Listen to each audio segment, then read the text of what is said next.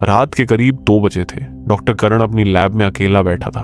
बाहर तेज बारिश हो रही थी और लैब के अंदर सिर्फ मशीनों की हल्की सी बीप बीप आवाज़ गूंज रही थी। करण एक अजीब एक्सपेरिमेंट पर काम कर रहा था, इंसान की चेतना को आईने के अंदर ट्रांसफर करने का। उसका मानना था अगर इंसान अपने रिफ्लेक्शन को कंट्रोल कर सके तो वह कभी सच में नहीं मरेगा। लैब के कोने में एक बड़ा पुराना आईना रखा था जिसे उसने नाम दिया था आईना नंबर 27। करण ने धीरे से अपना हाथ स्कैन मशीन पर रखा और सिस्टम एक्टिवेट कर दिया। स्क्रीन जल उठी, लाइट्स टिमटिमाने लगी और फिर सब कुछ अचानक शांत हो गया। एक्सपेरिमेंट के बाद करण ने धीरे से अपनी आंखें खोली। सब कुछ बिल्कुल सामान्य लग रहा था।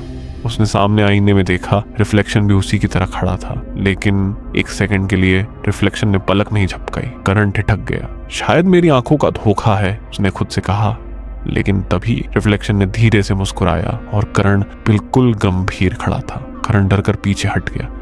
ये मुमकिन नहीं है, लेकिन रिफ्लेक्शन आगे बढ़ा। अब वो ठीक सामने नहीं था, बल्कि थोड़ा सा एंगल बदलकर सीधे उसकी आंखों में देख रहा था। फिर उसने अपना हाथ उठाया, लेकिन करण ने अपना हाथ नहीं उठाया। तुम कौन हो? करण की आवाज कांप गई।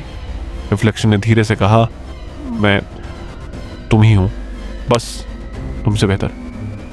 अचानक लैब की लाइट्स तेजी से ब्लिंक करने लगी। मशीन अपने आप चालू हो गई। एक तेज करंट जैसा झटका लगा और करण चीखता हुआ जमीन पर गिर गया। अंधेरा, और फिर जब उसने आंखें खोली, सब कुछ अजीब था। कमरा वही था, लेकिन सब कुछ थोड़ा धुंधला और ठंडा लग रहा था। उसने आईने की तरफ देखा और उसका दिल थम गया। बाहर उसका रिफ्लेक्शन खड़ा था और वह खुद आईने के अंदर फंस चुका था। नहीं! करण जोर से चिल्लाया। उसने आईने को पीटना शुरू कर दिया, लेकिन बाहर कोई आवाज नहीं जा रही थी। रिफ्लेक्शन ने धीरे से गर्दन टेढ़ी की और मुस्कुराते हुए बोला, अब मैं जीऊंगा और तुम सिर्फ देखते रहोगे। अगली सुबह रिफ्लेक्शन करण बनकर लैब से बाहर निकला। सब कुछ सामान्य लग रहा था, लेकिन धीरे धीरे चीजें बदलने लगी। उसकी मुस्कान अब थोड़ी ज्यादा लंबी हो गई थी। उसकी आंखों में कोई भावना नहीं थी, सिर्फ जिज्ञासा। वो लोगों को ऐसे देखता जैसे वो कोई एक्सपेरिमेंट हो।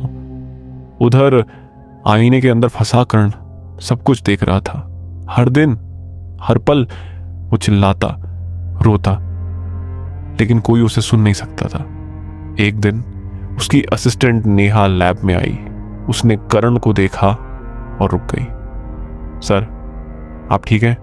रिफ्लेक्शन ने सीधे उसकी आंखों में देखा और कहा, मैं अब परफेक्ट हूं। नेहा डर गई। उस रात रिफ्लेक्शन ने नेहा को एक्सपेरिमेंट रूम में बुलाया।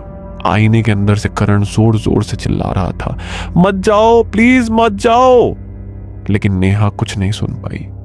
मशीन फिर से चालू हुई, लाइट्स चमकी और एक और चीख गूंज उठी। अब लैब में 2 आईने जल रहे थे, एक में करण और दूसरे में नेहा। दोनों अंदर से मदद के लिए हाथ मार रहे थे और बाहर 2 लोग खड़े थे जो बिल्कुल इंसानों जैसे दिखते थे, लेकिन इंसान नहीं थे। कुछ दिनों बाद आईना नंबर 27 को एक एंटीक शॉप में बेच दिया गया। एक नया आदमी उसे खरीद कर घर ले गया।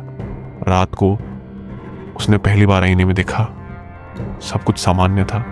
फिर उसने पलक झपकाई, लेकिन उसका रिफ्लेक्शन 1 सेकंड देर से पलक झपकाता है और धीरे से मुस्कुरा देता है। हर आईना सिर्फ चेहरा नहीं दिखाता, कुछ आईने आपकी जगह लेने का इंतजार करते हैं।